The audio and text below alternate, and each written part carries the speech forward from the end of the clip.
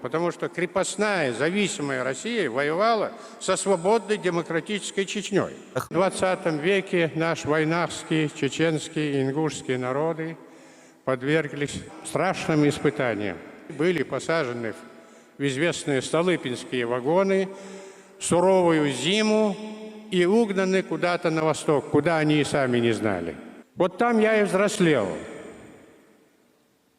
Вот там я и понял цену свободе и несвободе. Со старшими, кто еще остался жив, мы помним вот эти суровые времена.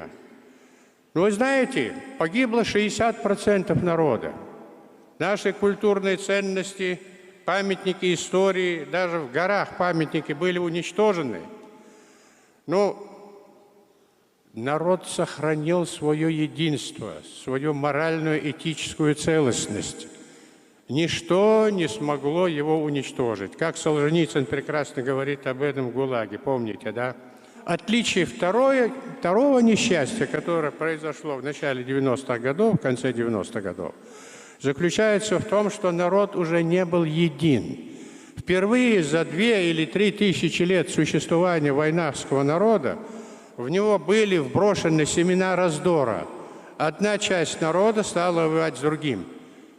Элементы гражданской войны впервые за 1000 лет существования войнахского народа внедрились в народ. Они стали разрушать его. Народ подвергся значительной степени деградации.